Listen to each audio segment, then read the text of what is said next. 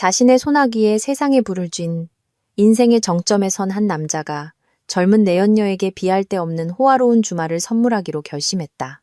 그는 도시에서 가장 배타적인 5성급 호텔이자 구시대의 부와 권력의 기념비인 그랜드 엘리시안의 프레지덴셜 스위트를 예약했다.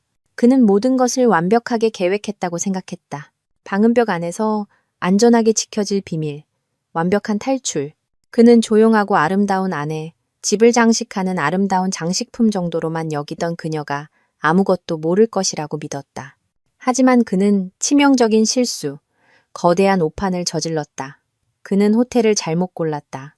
그는 죄악으로 가득 찬 주말을 보내기 위해 내연녀의 품으로 걸어 들어갔지만 자신이 아내의 왕국 심장부로 그리고 자신의 화려한 몰락을 향해 똑바로 걸어가고 있다는 사실은 전혀 깨닫지 못했다. 선우지우는 자신의 실크, 넥타이 매듭을 고쳐맸다. 여의도에 위치한 그의 사무실, 45층 코너 창에 광택 나는 흑요석 같은 유리에 그의 모습이 비쳤다. 발 아래에는 서울이 마치 회로 기판처럼 펼쳐져 있었다. 그가 대성 캐피탈의 전무이사 선우지훈이 완벽하게 통달한 권력과 돈의 복잡한 네트워크였다. 그는 자신의 영토를 살피는 왕이었다.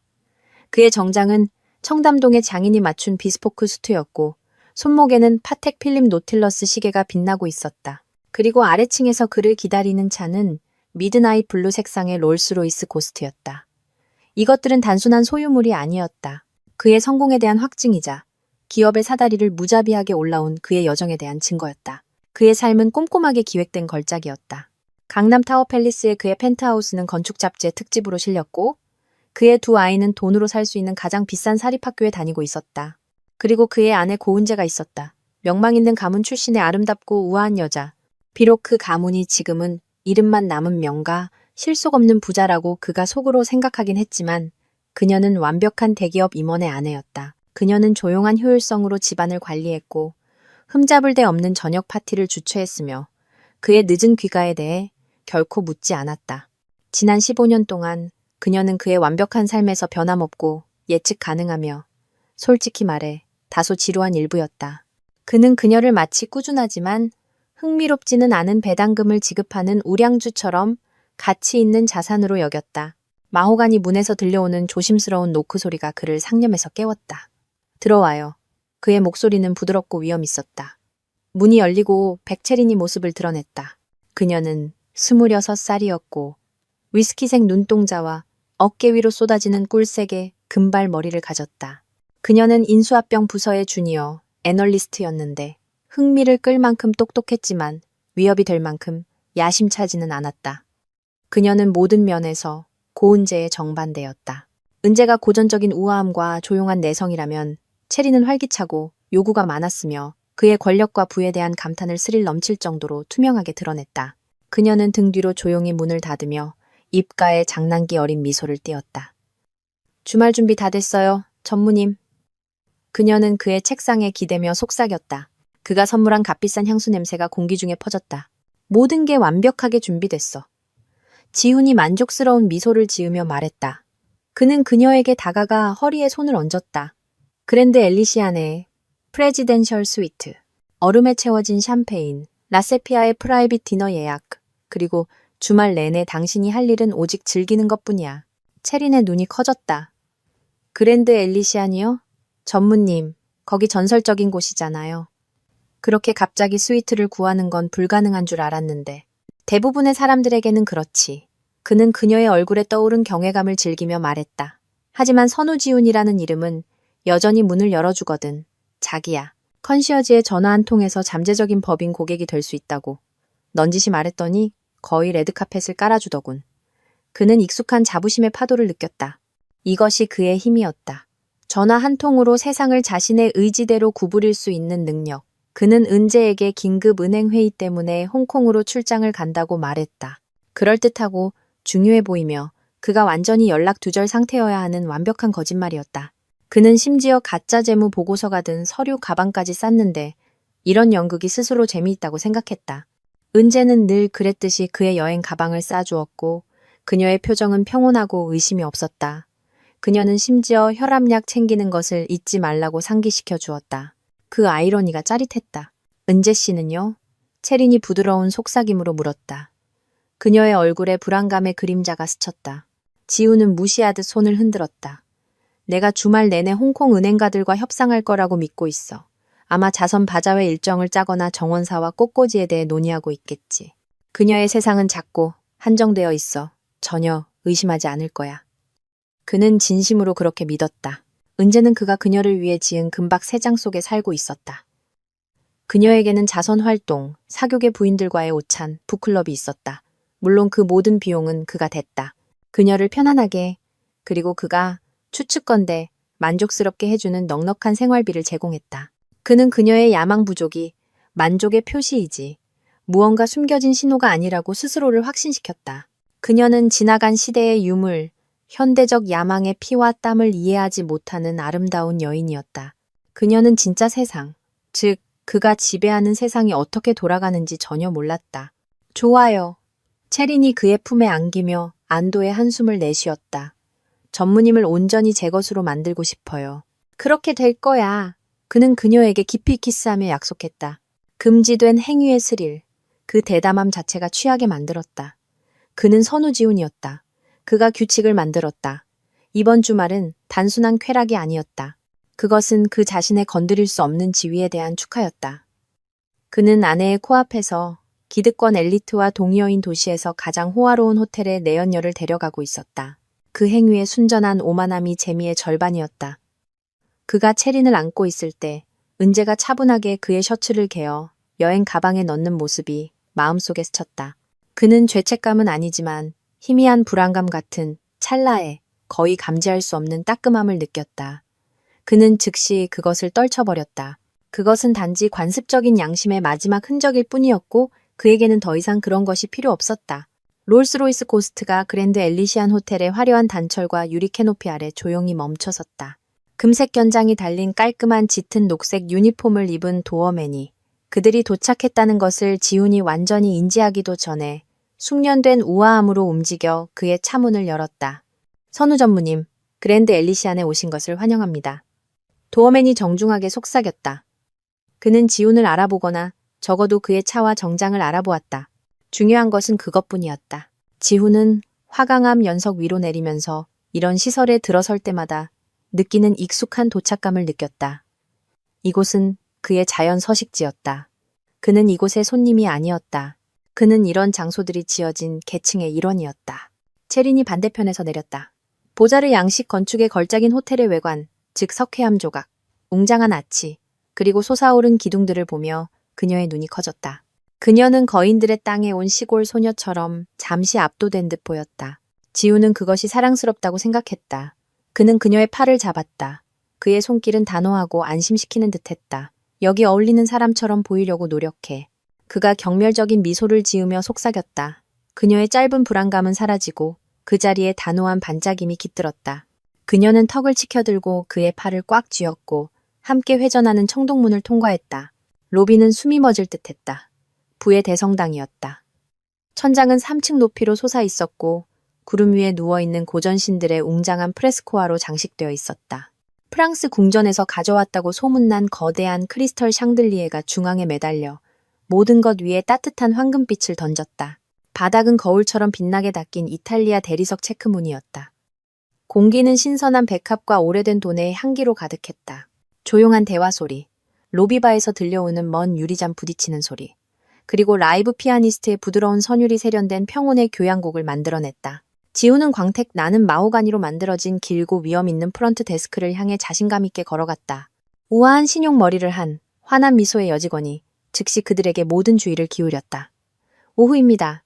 고객님. 그랜드 엘리시안에 오신 것을 환영합니다. 선우지훈입니다. 그가 현대 블랙카드를 카운터에 올려놓으며 말했다. 프레지덴셜 스위트로 예약했습니다. 접수원의 전문적인 미소는 흔들리지 않았지만 지우는 그녀의 눈에서 존경심이 한층 더해지는 것을 보았다. 프레지덴실 스위트는 단순한 방이 아니었다. 그것은 선원이었다. 왕족, 국가 원수, 그리고 산업계의 거물들을 위해 예약된 곳이었다. 물론입니다, 전무님. 기다리고 있었습니다. 그녀는 키보드 위에서 손가락을 춤추듯 움직이며 말했다. 모든 것이 준비되었습니다. 짐은 즉시 올려보내드리겠습니다. 또한 도착을 축하하기 위해 돈페리뇽 2008년산을 차갑게 준비해 두었습니다. 훌륭하군. 지훈이 무심하게 고개를 끄덕이며 말했다. 그것이 그의 유일한 감사 표시였다. 그는 체린에게 몸을 돌렸다. 그녀는 아무렇지 않은 척 최선을 다하고 있었지만 들뜬 마음을 감추지 못하고 있었다. 그녀는 몰래 휴대폰으로 샹들리에 사진을 찍고 있었다. 그가 부드럽게 그녀의 손을 내렸다. 사진 찍지 마, 자기야. 그가 중얼거렸다. 격 떨어지게. 관광객 아니잖아. 그녀는 살짝 얼굴을 붉혔지만 휴대폰을 집어넣었다. 아, 죄송해요. 그냥 너무 멋져서요.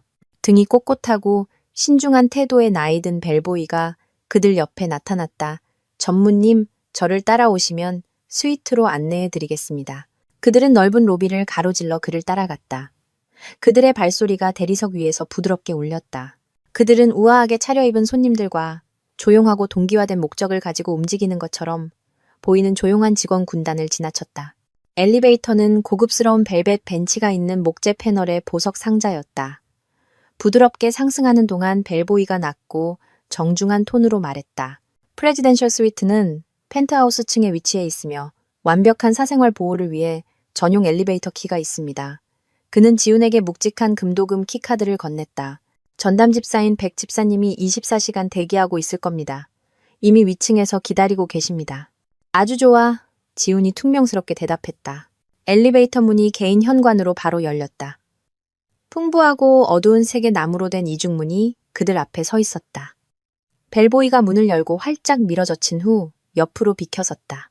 스위트는 지훈이 상상했던 것보다 훨씬 더 장관이었다. 호텔방이라기보다는 거대한 펜트하우스 아파트에 가까웠다. 거실에는 바닥부터 천장까지 이어지는 창문이 있어 서울의 스카이라인과 아래의 남산공원을 180도 파노라마 뷰로 볼 수 있었다.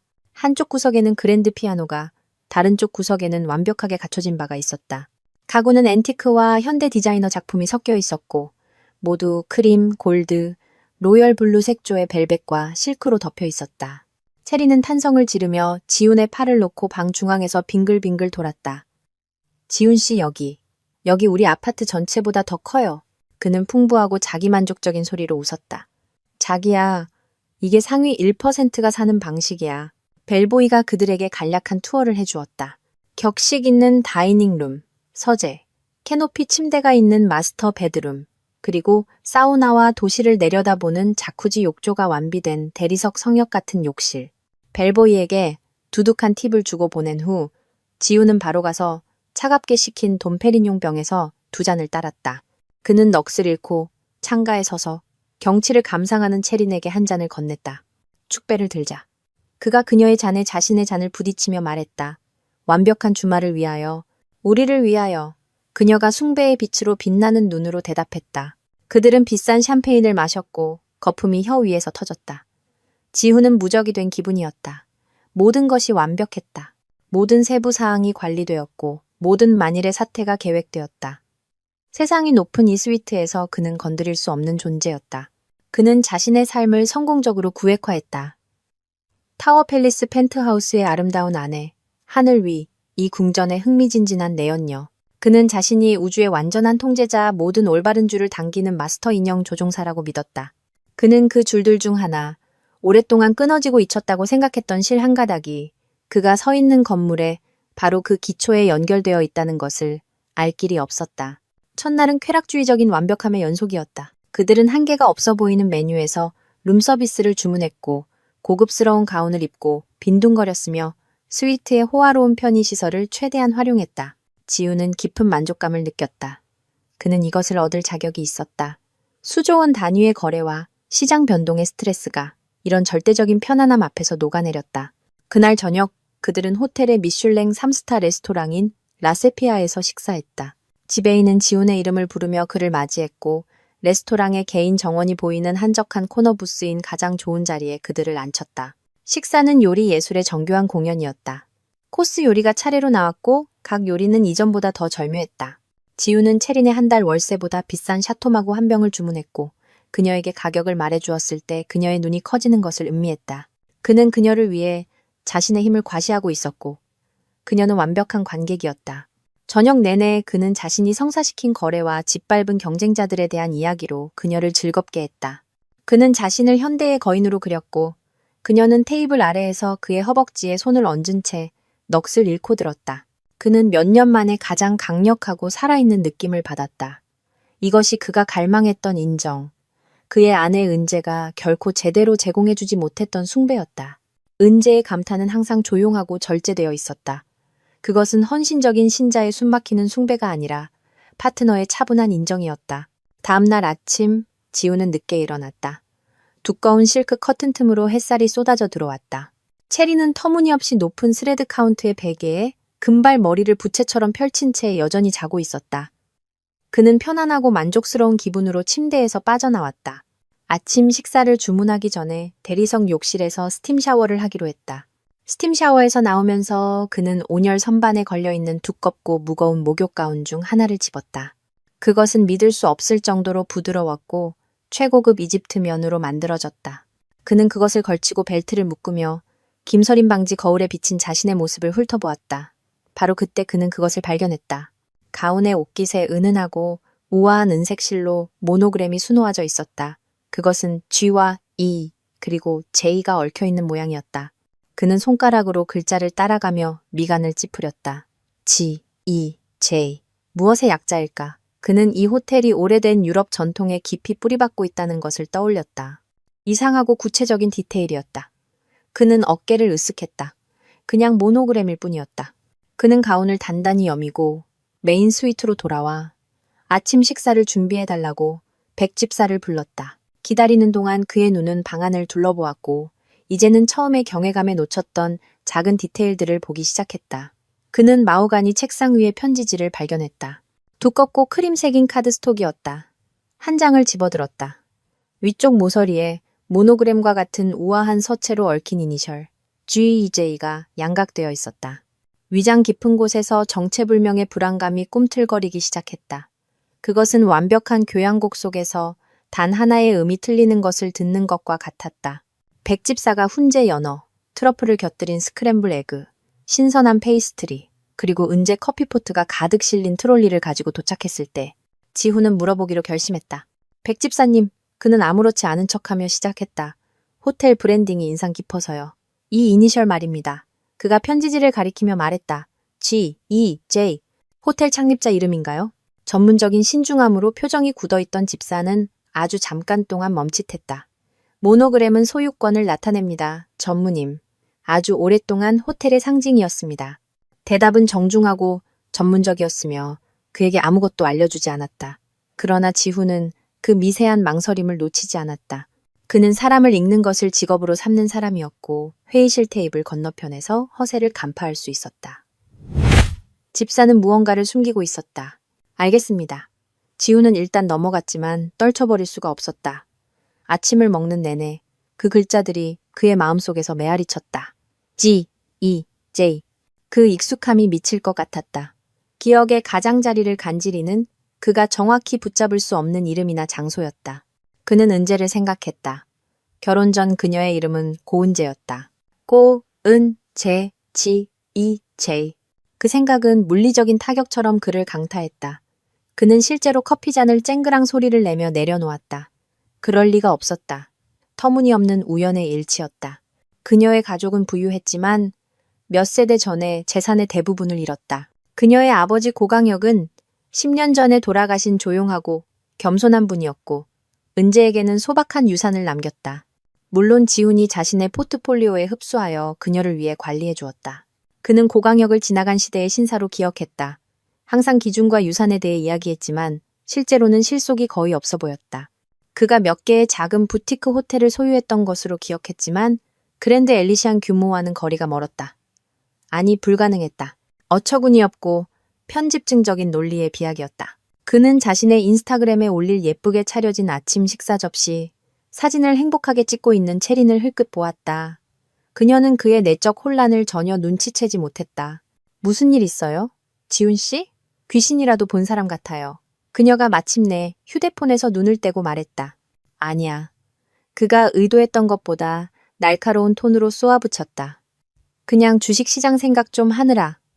그는 억지로 긴장을 풀었다. 바보 같은 짓이었다. 완벽한 주말의 정점에 있으면서 멍청한 모노그램 때문에 겁을 먹고 있었다. 그는 선우지훈이었다. 그가 통제하고 있었다. 이것은 그의 세상, 그의 호텔, 그의 주말이었다. 이니셜은 우연의 일치, 그 이상도 이하도 아니었다. 하지만 그날 하루 종일 그는 불안감을 떨쳐낼 수 없었다. 그는 어디에서나 그 모노그램을 보기 시작했다. 작은 은재 설탕 집게, 룸서비스용 가죽 메뉴판, 리넨 냅킨의 모서리에서. 그것을 볼 때마다 아내의 차분하고 평온한 얼굴이 그의 마음속에 스쳐 지나갔다.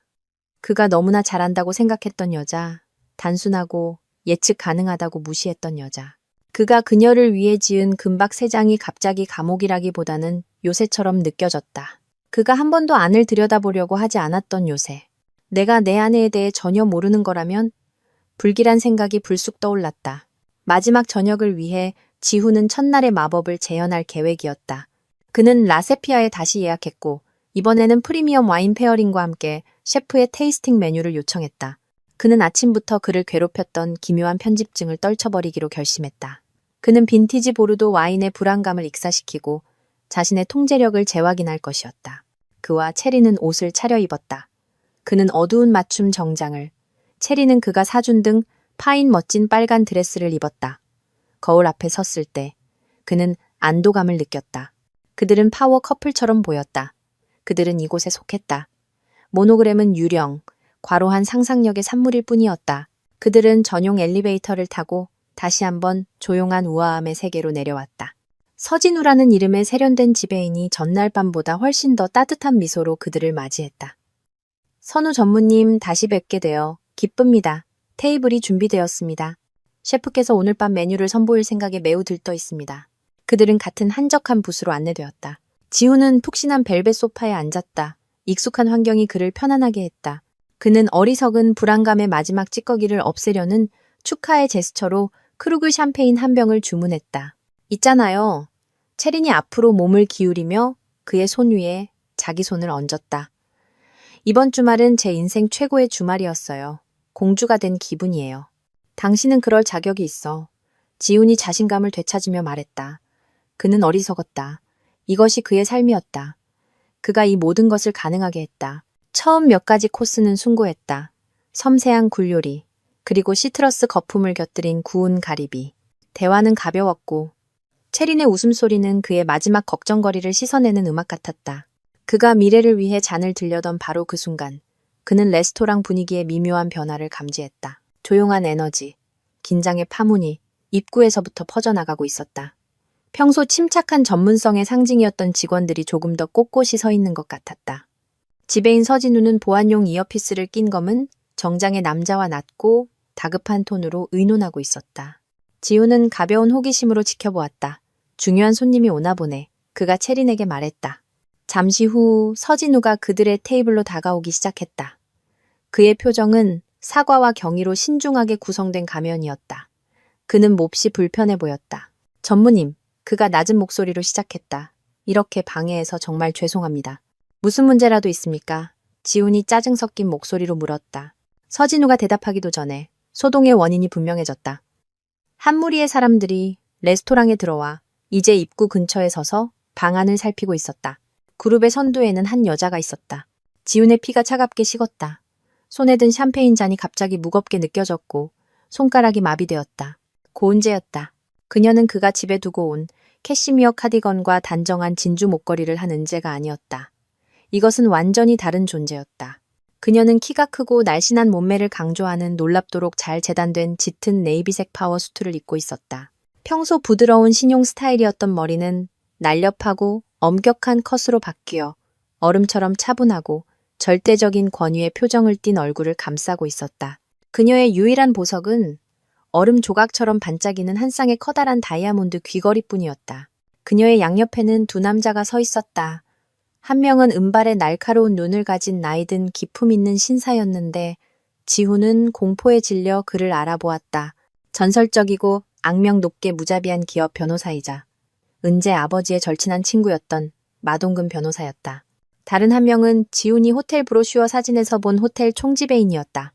그들은 마치 장군을 모시는 충성스러운 부관처럼 그녀의 약간 뒤에 서 있었다. 지훈의 얼어붙은 시선을 따라 체린이 고개를 돌렸다. 지훈 씨, 저 사람 누구예요? 아는 사람이에요? 그녀가 혼란스러운 표정으로 속삭였다. 약간 당신 아내분 닮은 것 같은데 상황의 현실이 그녀에게 와닿기 시작하면서 그녀의 목소리가 흐려졌다.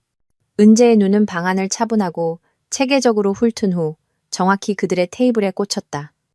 그녀의 시선에는 충격도 놀라움도 없었다. 오직 차갑고 의도적인 인지만이 있었다. 마침내 먹잇감을 찾아낸 포식자의 눈빛이었다. 레스토랑 전체가 침묵에 잠겼다. 식사하던 사람들은 포크를 입에 가져가다 말고 얼어붙었고 조용하던 대화는 끊겼다.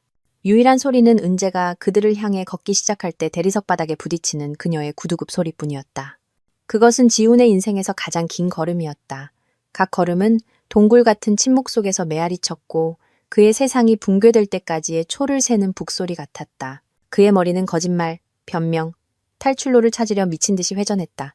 하지만 아무것도 없었다. 그의 이중생활에 신중하게 구축된 벽은 단지 금이 가는 것이 아니었다. 그의 눈앞에서 증발하고 있었다. 그는 채린을 보았다. 그녀의 얼굴은 창백해졌고 립스틱이 칠해진 빨간 미소는 공포의 경련 속에 얼어붙어 있었다. 그는 다른 식사 손님들을 보았다. 그들의 얼굴은 호기심과 연민이 뒤섞여 있었다. 그리고 그는 다시 아내에게 시선을 돌렸다. 그녀는 이제 불과 몇 피트 거리에 있었다. 그녀의 눈에서 그는 예상했을지도 모를 상처받은 배우자를 보지 못했다. 그는 낯선 사람을 보았다. 그는 자신의 왕좌를 되찾으러 온 여왕을 보았고 뼈를 시리게 하는 확신과 함께 자신이 그녀의 왕국에 있는 침입자에 불과하다는 것을 알았다. 은재가 그들의 테이블에 멈춰 섰다. 그녀는 채린을 쳐다보지도 않았다. 그녀의 모든 차갑고 분할되지 않은 집중은 지훈에게 쏠려 있었다. 그가 몇 년 동안 그녀에게서 맡아보지 못했던 미묘하고 값비싼 향수 냄새가 그에게 닿았다. 그것은 겨울 공기처럼 날카롭고 깨끗했다. 선우지훈 씨, 그녀가 말했다. 그녀의 목소리는 완벽하게 평탄했고 어떤 감정도 담겨 있지 않았다. 그것은 그녀가 직원들에게 지시를 내릴 때 사용하던 목소리, 차분하고 최종적인 목소리였다. 거긴 제자리인 것 같은데요. 그 말은 이중적 의미의 걸작처럼 공중에 떠 있었다. 지훈은 입이 바싹 마른 채 그녀를 쳐다보았다. 수백 개의 눈이 그에게 쏠려 있는 것을 느꼈다. 우주의 지배자, 선우지훈의 신중하게 관리된 페르소나는 값싼 유리처럼 산산조각 나고 있었다. 은재, 씨, 그가 말을 더듬었다. 그의 마음은 공황 상태의 백지였다. 당신이 여기 왜 있어? 서울에 있는 줄 알았는데? 자선 행사. 작고 유머 없는 미소가 그녀의 입술에 스쳤다. 취소했어요. 더 중요한 일이 생겨서. 그녀의 시선이 마침내 채린에게로 향했다. 값비싼 드레스와 겁에 질린 표정을 훑어보는 빠르고 무시하는 시선. 그녀는 채린을 경쟁자로서가 아니라 제자리에 있지 않은 가구 조각을 보는 것처럼 쳐다보았다. 그리고 손님도 데려왔네요. 채린은 의자에 몸을 움츠렸다. 애원하고 겁에 질린 눈으로 지훈을 쳐다보았다. 그녀는 무언가 말하려고 입을 열었지만 아무 말도 나오지 않았다. 은재는 다시 지훈에게 주의를 돌렸다. 솔직히 말해서 지훈 씨, 감명받았어요. 프레지덴셜 스위트, 라세피아. 취향이 비싸시네요. 당신이 우리 가업을 알아봐 주니 안심이 되네요. 가업. 그 단어들이 그를 물리적인 타격처럼 강타하며 하루 종일 그를 괴롭혔던 끔찍한 점들을 연결했다. 모노그램지, EJ 고은재. 무슨 말인지 모르겠어. 그가 간신히 말했지만 진실은 쓰나미의 힘으로 그에게 밀려오고 있었다. 제가 명확히 해드리죠. 은재가 목소리를 약간 낮추며 말했다. 더욱 정확해진 그녀의 목소리, 각 단어는 세심하게 나를 세운 칼날 같았다. 제 아버지 고강혁 회장님께서 60년 전에 대원 호텔그룹을 설립하셨어요. 첫 호텔은 시골의 작은 여관이었지만 아버지는 뛰어난 분이셨죠. 맨손으로 한 조각 한 조각 제국을 건설하셨어요. 이 그랜드 엘리시아는 그분의 걸작이자 왕관의 보석이었죠. 아버지가 돌아가셨을 때 그분은 자신의 모든 집의 지분 전부를 저에게 남기셨어요. 그녀는 잠시 말을 멈추고 정보가 스며들게 했다. 레스토랑 전체가 그들 앞에서 펼쳐지는 실제 드라마에 매료되어 귀를 기울이고 있었다. 10년 동안 그녀가 계속했다. 저는 아버지가 직접 뽑으신 이사회에 회사의 일상적인 운영을 맡겼어요. 저는 조용한 삶을 선호했거든요. 아이들을 키우고 싶었고 아내가 되고 싶었어요. 아버지가 세운 세상이 좋은 손에 있다고 믿었고 제 남편을 믿었죠. 그녀의 눈이 그를 꿰뚫었고 그는 처음으로 자신이 그녀에게 가한 엄청난 고통의 불꽃을 보았다. 하지만 그것은 즉시 억제되었고 단련된 강철의 의지로 대체되었다. 하지만 최근에 제가 좀 더 적극적인 역할을 할 때가 되었다고 결정했어요. 지난 월요일 연례 주주총회에서 저는 이사회를 해산하고 제 정당한 자리를 맡았습니다. 저는 이 호텔과 전 세계 117개의 다른 호텔을 소유한 대원 호텔그룹의 유일한 현 회장입니다. 당신이 어디서나 보던 그 모노그램, 그건 고은재의 약자예요. 제 호텔에 오신 걸 환영해요, 여보. 방 안의 침묵은 절대적이었다. 지우는 얼굴에서 피가 빠져나가는 것을 느꼈다. 그는 정복된 영토의 왕이 아니었다. 그는 사자굴에서 사자가 집에 있는 줄도 모르고 파티를 연바 보였다. 그러고 나서 은재는 차가운 시선을 체린에게 돌렸다. 백채린 씨, 맞죠? 체린은 떨며 고개를 끄덕였다. 대성 캐피탈의 애널리스트시군요. 당신의 직속 상관인 전무이사와 잠자리를 갖는 것은 회사의 윤리 강령을 명백히 위반하는 것이고 심각한 판단 착오이기도 하죠. 당신의 고용은 해지된 것으로 생각하세요. 마 변호사님께서 이미 귀사의 인사팀장 및 이사회와 연락을 취했습니다. 월요일에 출근할 생각은 안 하시는 게 좋을 거예요. 체리는 작고 질식하는 듯한 신음을 내뱉었다. 그녀의 꿈 같은 주말은 경력을 끝장내는 악몽으로 변해버렸다. 마지막으로 은재는 15년 동안 결혼했던 남자에게로 돌아섰다. 당신에 대해서 말하자면 지훈 씨, 당신이 그렇게 관대하게 관리해주겠다고 제안했던 제 가족 신탁 자금이 들어있는 우리의 공동은행 계좌는 동결되었어요. 타워팰리스 펜트하우스의 잠금 장치도 바뀌었고요. 당신 물건들은 지금 포장 중이고 당신 사무실로 보내질 겁니다. 집에 갈 생각은 마세요. 당신은 더 이상 그곳에서 환영받지 못하니까. 그녀는 핸드백에서 서류 한 장을 꺼내 지훈의 접시와 와인잔 사이에 놓았다. 이건 마 변호사님께서 작성한 이혼 서류예요. 제 조건은 협상 불가입니다. 지난 3년간 당신의 부정을 꼼꼼하게 기록해왔다는 걸 알게 될 거예요. 당신은 서명하고 입고 있는 옷 외에는 아무것도 없이 떠나게 될 겁니다. 그리고 내 명시적인 감독하에 동의 없이는 우리 아이들을 다시는 볼 수 없을 거예요. 만약 당신이 나와 싸우려 든다면 나는 내 모든 자원을 동원해 당신의 경력뿐만 아니라 당신의 이름 자체를 파괴할 겁니다. 여의도 모든 금융계에서 선우지훈이라는 이름이 굴욕과 실패의 동의어가 되도록 만들겠어요. 알아들었나요? 지훈은 말없이 그녀를 쳐다볼 수밖에 없었다. 그가 후원하고 과소평가하고 장식품으로 치부했던 여인이 공개적인 장소에서 외과의사의 냉정한 정밀함으로 3분도 안 되어 그의 인생 전체를 체계적으로 해체해버렸다. 그렇게 말하고 그녀는 몸을 돌렸다. 서진우 지배인. 그녀가 창백하고 굳은 채 근처에 서 있던 지배인에게 말했다. 선우 전무님의 손님을 밖으로 정중히 모시고 전무님께는 숙박비 전체 청구서를 제시하세요. 개인 카드로 결제하실 겁니다. 그녀는 지훈에게 마지막으로 길게 시선을 던졌다. 그것은 오래된 장이 닫히고 새로운 장이 시작되는 종결의 시선이었다. 그 안에는 증오가 없었다. 오직 심오하고 소름 끼치는 무관심만이 있었다. 그리고 변호사와 호텔 총지배인을 양옆에 거느린 고은재 회장은 완벽한 자세와 절대적인 통제력으로 레스토랑을 걸어나갔다. 그녀가 방금 불태워버린 삶의 연기나는 폐허를 뒤로 한 채. 은재가 떠난 후 한참 동안 지우는 충격과 굴욕의 조각상처럼 얼어붙어 있었다. 레스토랑의 침묵은 마침내 체린의 흐느낌 소리에 깨졌다. 그녀는 의자를 뒤로 밀었다. 그녀의 얼굴은 마스카라와 불신으로 엉망이었다. 내 직장. 그녀는 지훈을 마치 처음 보는 사람처럼, 즉 산업의 거인이 아니라 자신의 파멸의 설계자처럼 쳐다보며 속삭였다. 당신이 모든 게 통제하에 있다고 했잖아요.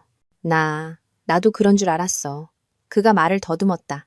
그 말들은 입안에서 재처럼 느껴졌다. 신중하지만 단호한 경비원 2명이 그들의 테이블에 나타났다.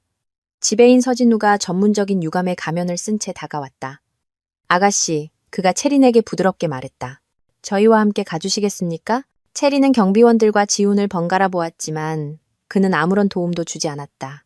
그는 그녀의 눈조차 마주칠 수 없었다. 굴욕감에 휩싸인 그녀는 작은 클러치 백을 잡고 레스토랑의 차분한 톤과 대조되는 수치의 붉은 드레스를 입은 채 끌려가는 것을 허락했다. 그녀가 사라지자마자 서진우는 가죽으로 된 계산서 폴더를 테이블 위에 놓았다. 청구서입니다, 전무님. 지훈은 그것을 쳐다보았다. 그는 무감각하게 열었다. 안의 숫자는 천문학적이었다. 스위트 룸서비스, 빈티지 와인, 셰프의 테이스팅 메뉴. 대부분의 사람들이 경악할 만한 금액이었지만 그에게는 사소했어야 했다. 그는 약간 떨리는 손으로 지갑을 꺼냈다. 그는 서진우에게 현대 블랙카드를 건넸다. 지배인은 1분 후에 더욱 고통스러운 표정으로 돌아왔다. 죄송합니다, 전무님. 카드가 거절되었습니다. 뭐라고? 지훈이 비웃었다. 불가능해. 다시 긁어봐. 3번이나 해봤습니다, 전무님. 계좌가 정지된 것 같습니다. 물론 공동 계좌였다. 은재는 단지 동결시킨 것이 아니었다. 그녀는 그의 보조 카드들까지 취소시켰을 것이다. 그는 다른 카드, 법인 비자 카드를 더듬어 찾았다. 이걸로 해봐. 서진우는 다시 돌아와 살짝 고개를 저었다. 이것도 거절되었습니다, 전무님. 피가 지훈의 얼굴로 쏠렸다. 다른 손님들은 더 이상 안 보는 척하지 않았다. 그들의 속삭임은 심판의 낮은 웅얼거림이었다. 그는 더 이상 그들의 일원이 아니었다. 그는 그날 저녁의 구경거리였다. 말도 안 돼. 뭔가 착오가 있는 게 틀림없어. 지훈이 목소리를 높이며 허세를 부렸다. 은재의 옆에 있던 총지배인이 테이블로 다가왔다. 그의 태도는 더 이상 정중하지 않았다.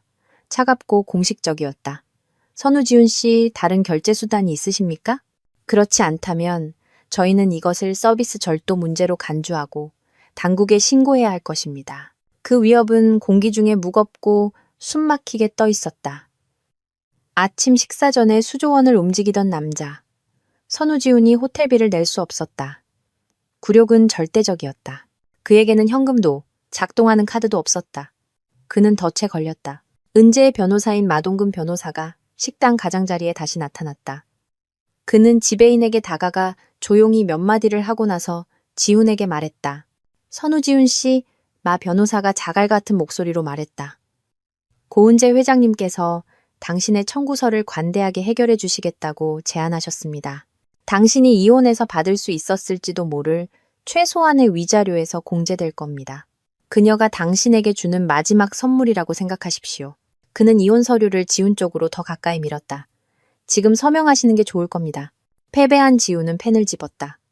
평소 대담하고 자신감 넘치던 그의 서명이 떨리고 애처로운 낙서가 되었다. 그는 완벽하고 철저하게 압도당했다. 이제 총지배인이 딱딱한 목소리로 말했다. 10분 드릴 테니 짐을 챙겨서 건물에서 나가십시오. 경비원이 동행할 겁니다. 레스토랑에서 웅장한 로비를 지나 엘리베이터까지 이어진 수치의 행보는 고통스러웠다. 손님들의 모든 시선, 직원들의 모든 눈길이 물리적인 타격처럼 느껴졌다. 경의와 존중은 사라지고 경멸과 차가운 무관심으로 대체되었다. 스위트에서는 이미 돌처럼 굳은 얼굴의 집사가 그의 물건들을 여행 가방에 아무렇게나 던져 넣었다. 10분 후 선우지훈은 그랜드 엘리시안박 연석 위에 서 있었다. 불과 24시간 전 왕처럼 도착했던 바로 그 장소였다. 그를 그토록 따뜻하게 맞이했던 도어맨은 이제 그를 똑바로 쳐다보지도 않았다. 그의 롤스로이스는 사라졌다. 은재의 이름으로 등록되어 있었으니 견인되었을 거라고 그는 추측했다. 차갑고 비참한 비가 추적추적 내리기 시작했다. 그는 카카오티를 부르려 했지만 앱은 취소된 카드에 연결되어 있었다. 그는 1,000만 원짜리 정장을 입고 쓸모없는 전화기와 텅 빈 지갑을 든 채 택시와 리무진이 휙휙 지나가는 것을 보며 서 있었다. 그는 오도 가도 못하게 되었다. 그는 걷기 시작했다. 이슬비가 그의 정장 재킷을 적셨다. 갈 곳이 없었다. 그의 집은 더 이상 그의 것이 아니었다. 그의 사무실은 수치의 장소가 될 것이었다. 그의 친구들은 그는 알았다.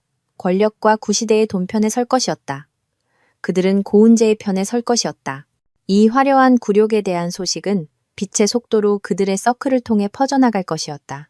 그는 다른 시대의 유물인 공중전화를 찾아 주머니에 있던 동전 몇 개를 사용해 유일하게 남은 동맹, 그의 회사의 주니어 파트너인 손동호에게 전화했다. 동호야, 나 지훈이야. 나 지금 곤란해. 정말 엉망이야. 그는 설명하려 했지만 그의 이야기는 공황 상태에 앞뒤가 맞지 않는 중얼거림으로 나왔다. 동호는 들었고 지훈이 말을 마쳤을 때 긴 침묵이 흘렀다. 형, 동호가 긴장된 목소리로 말했다. 나 방금 이사회에서 이메일 받았어요.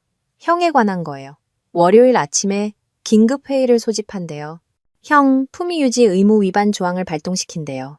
고은재 회장 변호사가 사진, 은행 거래 내역, 모든 걸 담은 전체 서류를 보냈어요. 형을 해고할 거래요. 수화기가 지훈의 마비된 손가락에서 미끄러져 공중전화 부스의 금속에 부딪히며 쨍그랑 소리를 냈다. 끝이었다. 모든 것이. 단 하룻밤 사이에 그는 아내, 아이들, 집, 내연녀, 직업, 그리고 재산을 모두 잃었다. 은재는 단지 그를 패배시킨 것이 아니었다. 그녀는 그를 지워버렸다. 그는 도시 위로 높이 솟은 권력의 등대, 그랜드 엘리시안의 반짝이는 펜트하우스 스위트를 올려다보았다. 그는 태양에 너무 가까이 날아올랐고 그 태양이 자신의 아내라는 것을 전혀 깨닫지 못했다. 그리고 이제 그는 보이지 않는 땅을 향해 자유낙하하고 있었다. 6개월 후 세상은 앞으로 나아갔고 선우지우는 뒤처졌다. 한때 여의도에서 존경을 받던 그 이름은 이제 오만의 위험에 대해 야심찬 젊은 직원들에게 들려주는 경고의 속삭임, 유령 이야기가 되었다. 은재가 약속했듯이 그녀의 승리는 단지 그의 패배가 아니었다. 그것은 완벽하고 완전한 삭제였다. 대성 캐피탈의 긴급 이사회는 형식적인 절차, 신속하고 냉정한 처형이었다. 그의 사무실은 그가 해고를 인지하기도 전에 비워졌다. 그가 한 번도 신경 쓰지 않았던 기업 규정의 일부인 품위유지 의무 조항은 그의 평생의 업적과 그를 단절시킨 단두대가 되었다. 그의 새로운 현실은 익명성과 실패라는 숨막히는 망토였다. 강남 타워 팰리스 펜트하우스는 서울 변두리의 낡은 3층 빌라로 대체되었다. 축축함과 이웃집, 김치찌개 냄새가 나는 곳, 도시의 파노라마 뷰를 제공했던 바닥부터 천장까지 이어지는 창문은 이제 흑연으로 뒤덮인 벽돌 벽을 내다보는 때 묻은 창문 하나가 되었다. 세련된 호화로움의 침묵이었던 그의 옛삶의 고요함은 사이렌 소리, 다투는 이웃, 그리고 낡은 라디에이터의 덜컹거리는 신음소리로 대체되었다. 그는 파텍 필립을 팔았고 그 다음엔 커프스링크, 그리고 그가 그토록 자랑스러워했던 미술 컬렉션을 팔았다. 각각의 판매는 그가 과거에 어떤 사람이었는지를 깎아내는 작은 죽음이었고 마침내 텅 빈 껍데기만 남았다. 그는 이제 에이펙스 솔루션이라는 작고 이름 없는 금융 서비스 회사에서 일했다. 너무나 평범해서 모욕적이기까지 한 이름이었다. 그의 코너 오피스는 깜박이는 형광등 불빛 아래 비좁은 칸막이었다. 한때 전화 한 통으로 시장을 움직였던 그는 이제 인턴들이나 하던 정신 나간 데이터 입력과 규정 준수 확인 작업을 하며 하루를 보냈다. 그의 상사는 그보다 15살 어린 남자였는데 거만하고 야심찬 졸업생으로 지훈이 과거에 누구였는지 완전히 알고 그의 몰락을 즐기며 얄팍하게 가린 경멸로 그를 대했다. 때때로 그는 사무실에서 체린을 떠올리게 하는 밝고 열정적인 젊은 여성들을 보았고 쓰라린 분노가 치솟는 것을 느꼈다. 그것은 그녀의 망가진 경력에 대한 후회가 아니라 자신의 욕망이 그를 이곳으로 이끌었다는 것에 대한 분노였다. 그의 저녁은 최악이었다. 깊은 고립감은 그의 작은 아파트에서 물리적인 존재였다. 그는 옛 친구들, 즉 시가와 100년 된 스카치를 함께 나누었던 남자들에게 전화를 걸었다. 전화는 받지 않았다. 몇몇이 받기는 했지만 짧고 차가웠고 변명을 늘어놓으며 서둘러 대화를 끝냈다. 그는 골칫거리, 사회적 나병 환자였다. 그는 더 이상 클럽의 멤버가 아니었다. 그는 단지 값싼 아파트에서 이전 삶의 유령에 시달리는 남자일 뿐이었다. 자기 연민, 그것은 그가 매일 밤 싸구려 위스키와 함께 마시는 독이었다. 지훈이 자신의 손으로 만든 수렁에 빠져드는 동안 은재는 상승하고 있었다. 대원호텔그룹의 회장으로서의 역할을 맡은 그녀는 단지 유능한 것이 아니었다. 그녀는 가공할 만했다. 과소평가되고 무시당했던 조용한 관찰의 세월은 그녀를 통찰력 있고 결단력 있는 리더로 단련시켰다. 그녀는 현상 유지에 안주하던 늙은 남자들로 구성된 구이사회가 놓쳤던 것들을 보았다. 어느 날 오후 대원타워 최상층의 메인 회의실에서 그녀는 자신의 대표 제안인 대원 그린 이니셔티브를 발표하고 있었다. 그것은 전체 호텔 체인을 탄소 중립으로 만들고 지속 가능한 자원 조달, 재생 가능 에너지, 그리고 지역 사회 투자에 초점을 맞춘 수조원 규모의 10년 계획이었다. 구시대의 잔재이자 그녀 아버지의 친구였던 나승만이라는 배불뚝이 은발의 이사가 경멸적으로 헛기침을 했다. 고 회장. 송구스럽지만 이것은 고귀한 감상이지만 숫자가 너무 이상적입니다. 초기 투자는 몇 년 동안 우리의 이익 마진을 깎아 먹을 겁니다. 우리 주주들은 보여주기식 선행이 아니라 배당금을 기대합니다. 은재는 움찔하지 않았다. 그녀는 차분하고 꾸준한 눈으로 그의 시선을 맞았다. 감사합니다, 나 이사님. 이사님의 전통적인 관점을 존중합니다. 전통적인이라는 단어는 구식과 동의어처럼 들리도록 외과적인 정밀함으로 전달되었다. 그녀는 버튼을 눌렀고 그녀 뒤의 화면은 복잡한 차트와 데이터 예측으로 가득 찼다. 이사님께서 보여주기식 선행이라고 부르는 것을 저는 미래 대비라고 부릅니다. 우리의 핵심 고객층, 즉 상당한 가처분 소득을 가진 40세 미만의 여행객들은 점점 더 기업 윤리와 지속 가능성을 기반으로 선택을 합니다. 이것은 비용이 아닙니다. 다음 50년을 위한 우리 브랜드의 적합성에 대한 투자입니다. 제 예측에 따르면 처음 18개월 동안 순이익이 5% 감소하겠지만 긍정적인 언론 보도, 증가된 브랜드 충성도, 그리고 정부의 세금 혜택으로 5년 내에 시장 점유율이 15% 성장할 것으로 예상됩니다. 우리는 단지 럭셔리 브랜드가 아닐 겁니다. 우리는 윤리적인 럭셔리 브랜드가 될 겁니다. 그녀는 잠시 말을 멈추고 자신의 말이 스며들게 했다. 제 아버지는 품질과 유산 위에 이 회사를 세우셨습니다. 이것이 21세기의 유산입니다. 안건은 그대로 진행합니다. 회의실에 찬성의 웅성거림이 퍼져나갔다. 나승만 이사는 패배한 채 의자에 주저앉았다. 구석에서 마동근 변호사가 드물게 자랑스러운 미소를 띤 채 지켜보고 있었다. 잠자던 거인이 완전히 깨어난 것이었다. 그녀의 새로운 삶은 회의실에만 국한되지 않았다. 한때 지훈의 성공을 위한 차가운 쇼룸이었던 타워팰리스 펜트하우스는 변모했다. 이제 그곳은 따뜻함과 웃음으로 가득 찬 집이 되었다. 그녀는 아이들을 위해 그곳에 있었다. 처음으로 진정으로 존재했다. 그녀는 숙제를 도와주고 학교 연극에 참석했으며 그들의 희망과 두려움에 대해 긴 대화를 나누었다. 그녀는 완벽한 대기업 안의 역할을 하는 동안 놓쳤던 작고 진정한 순간들 속에서 기쁨을 발견하고 있었다. 그녀는 단지 회장이 아니었다. 그녀는 어머니, 리더, 그리고 마침내 자신의 조건으로 자신의 삶을 사는 온전한 한 사람이었다. 어느 쌀쌀한 가을 저녁, 지훈은 지하철역에서 집으로 걸어가고 있었다. 그의 얇은 코트깃은 매서운 바람에 맞서 세워져 있었다. 한때 그의 왕국처럼 느껴졌던 도시는 이제 낯설고 적대적으로 느껴졌다. 그는 가판대 앞에 멈춰섰다. 잡지들의 밝은 불빛이 회색 포장도로와 극명한 대조를 이루었다. 그리고 그곳에 그녀가 있었다. 그녀의 얼굴이 포브스 코리아 표지에 실려 있었다. 그것은 놀라운 사진이었다. 은재는 그랜드 엘리시안의 프레지덴셜 스위트, 그의 스위트 발코니에 서 있었다. 도시의 불빛이 그녀의 발밑에서 다이아몬드 카펫처럼 반짝였다. 그녀는 카메라를 똑바로 응시했고 그녀의 얼굴에는 평온한 힘과 흔들리지 않는 자신감의 표정이 담겨 있었다. 헤드라인은 대관식이었다. 고은재, 고요한 상속녀, 글로벌 제국을 재창조하다. 그는 잡지를 사면서 손을 떨었다. 아파트의 답답한 침묵 속에서 그는 희미한 램프 아래 앉아 기사를 읽었다. 그것은 그녀의 명석함에 대한 빛나는 찬사인 성인정과 같았다. 기사는 그녀의 지속 가능성 이니셔티브, 부티크 호텔 체인의 약삭빠른 인수, 직원 이익 공유 프로그램을 상세히 다루었다. 마지못해 감탄을 표하는 업계 경쟁자들의 말을 인용했다. 그러다 그는 그녀의 사생활에 대한 부분에 도달했다. 전 남편과 원만한 합의 이혼 후 기사는 이렇게 쓰여 있었다. 고 회장은 자녀들과 호텔 산업의 변혁적인 리더로서의 역할에 집중하며 새로운 장이 가장 보람있는 장이 될 수 있음을 증명하고 있다. 원만한 합의 이혼. 그 단어는 그의 목구멍에서 거칠고 마른 웃음을 터뜨렸다. 그는 그녀의 이야기에서 악당도 아니었다. 그는 각주조차 아니었다. 그는 수정된 오타, 서사에서 완전히 지워진 불편한 세부 사항일 뿐이었다. 그는 잡지가 손가락에서 미끄러지게 내버려 두었다. 그것은 바닥에 떨어져 은재의 의기양양한 얼굴이 그를 올려다보는 채로 멈췄다.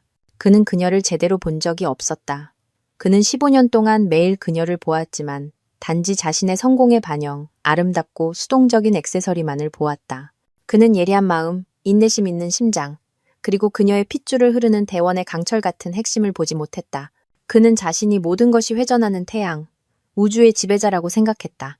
하지만 그는 단지 별 주위를 맴도는 작은 달이었을 뿐이었고 자신의 희미한 빛이 모든 힘의 원천이라고 생각할 만큼 어리석었다. 그는 일어나 창가로 걸어가 그의 지평선인 어둡고 용서 없는 벽돌벽을 내다보았다. 그는 그녀가 대원타워 꼭대기의 사무실에 서서 이제 그녀가 정복할 도시인 끝없이 반짝이는 광활한 도시를 내다보는 모습을 상상했다. 저 높은 곳에서는 고은재를 위한 밝고 희망에 찬 새로운 새벽이 밝았다. 아래 어둠 속에 남겨진 선우지훈에게는 그것은 영구적이고 지극히 마땅한 황혼이었다. 선우지훈은 가장 힘든 교훈을 배웠다. 당신이 가장 과소평가하는 사람이 모든 카드를 쥐고 있을 수 있다는 것. 그는 아내를 자신의 완벽한 삶의 장식 일부로 보았지만 그녀가 건물 전체를 소유하고 있었고 자신은 환영받지 못하는 체류 기간을 넘긴 임시 손님에 불과했다는 것을 발견했을 뿐이다.